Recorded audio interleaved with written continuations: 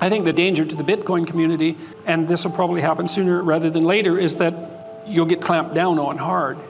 And that strikes me as highly probable. I think that the way that's likely to happen is that the governments will try to implement their own digital currencies and then do everything they can to squash out competitors. And like, you think fiat currency is bad, you wait till it's fiat currency with a digital spin, and wait until people can track all of your purchases and decide using some scheme of fiat when you're acting unethically with regards to your choice of, let's say, consumer item. Right. Do you really need that automobile? That'll be the next question, coming out down the pipes in the next 10 years. What makes you think you should have an automobile when the whole planet is at stake? Right. It's like, who made you final arbiter of value? Right. And to fight that tyranny, we need faith in an ideal. And I guess that's what Bitcoin represents to us. So. Yeah, well, hopefully it's a practicality too. Yeah. But, that's the other thing. That's the other thing that's kind of admirable about the Bitcoin community. Delusional though it may be, let's say, at least you're bloody well put your money where your mouth is. Well, that's something, isn't it? It's not just, as you said, it's not just cheap talk. Right. You're willing to stake your future and maybe the future of your family on this, and so it looks like you're really in the game. And if you're really in the game, well, then maybe that does facilitate a certain kind of ethical transformation. It's highly probable, just to start to think in that long-term way and to start to think about questions of ultimate value. It's like, how could that not have a transformative effect? It certainly does on people, and so. Wouldn't it be lovely if this all worked out? As a trained social scientist and a pessimistic one in some sense, I'm always looking for the unexpected consequence. That's also what makes me somewhat conservative, I would say, in my political leanings. Bitcoin is a radical social experiment, and do you worry, Bitcoiners in general, do you worry that by replacing a fiat currency, or the fiat currency, or any fiat currency maybe, ultimately, are we going to destabilize things that fiat currencies are doing that we don't understand? Like, how much utility is there? Is there utility in allowing your government, assuming it's regulated by vote and it's a free society, is there utility in allowing the government to make fundamental financial decisions that Bitcoin would threaten, in a negative way? And like I said, I'm not an economist, and I know there are arguments about why that won't be the case, but arguments in reality aren't the same thing. As I said to you backstage, and quoting you actually, there is stability in the hierarchy, even if that hierarchy is somewhat tyrannical. So this is a massive change, right? If this is actually the disruption of gold, well, the whole world's built on top of gold right now. Central banking's built on top of gold. Nation states are built on top of the central bank. So there could be a period of instability, let's say.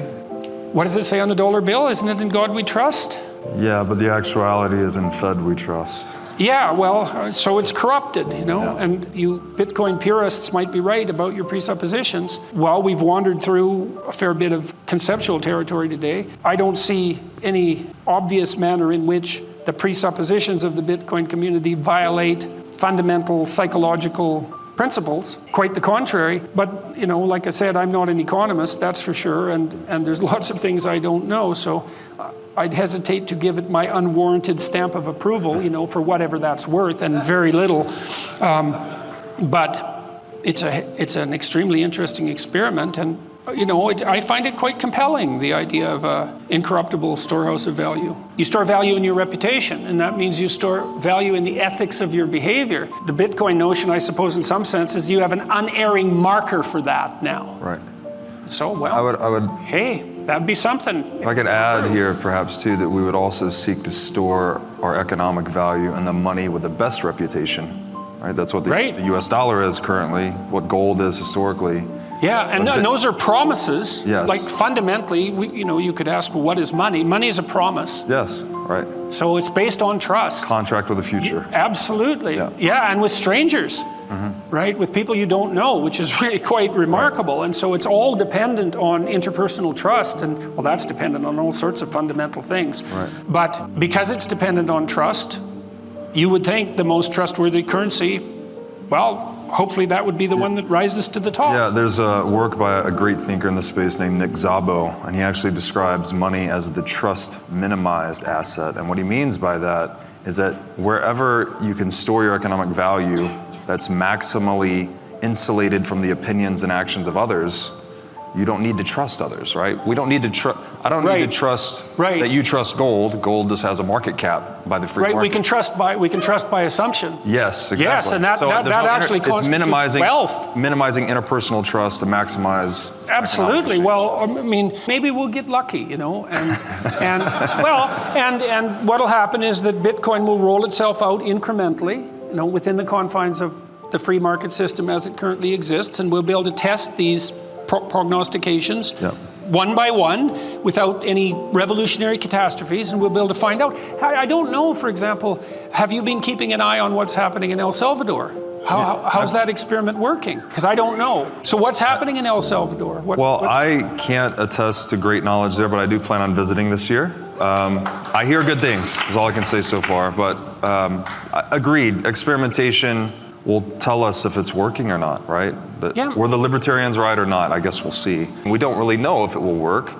We have this long literature of Austrian economics and libertarianism saying that we needed the sly roundabout way to take money out of the hands of government to build a sustainable civilization, but we don't actually know because we've never seen it. We've been looking for the most certain asset to store economic value in. That's effectively what gold was. It had the most predictable supply across time. Couldn't be destroyed very easily, so it was fairly indestructible, et cetera, et cetera. And I think as Bitcoiners, that's what we think Bitcoin has perfected. We've created a money that's composed of perfect information. All right, we know it has 21 million. We know exactly what its issuance is. There's nothing hidden in Bitcoin, and that is its value. It's just absolute transparency with no deception, no falsehood.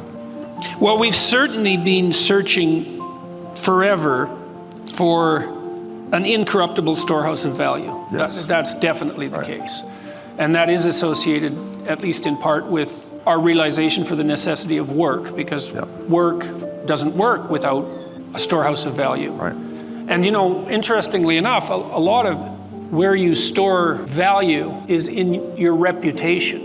I played a lot with eBay, and eBay was, when it first made itself manifest, people were trying to market. I write you a check that bounces and auction. You send me junk, and and eBay dies, and so you have a third party verify the transactions, right? Escrow. Yeah, escrow. Okay. So people marketed their escrow services for eBay, and for a percentage of the transaction, they would verify the exchange. But it turned out that people were so honest, it was unnecessary, like seriously unnecessary. And then if you played on eBay for any length of time, you soon came to realize they started eventually putting in reputational markers, right, which was percentage of satisfied customers. If 98% of your customers were satisfied, you were doing a bad job. Like if you were a good seller, it was 99 or 100. Some of them, many people with 10,000 transactions had 100% ratings. And so that was so cool to see.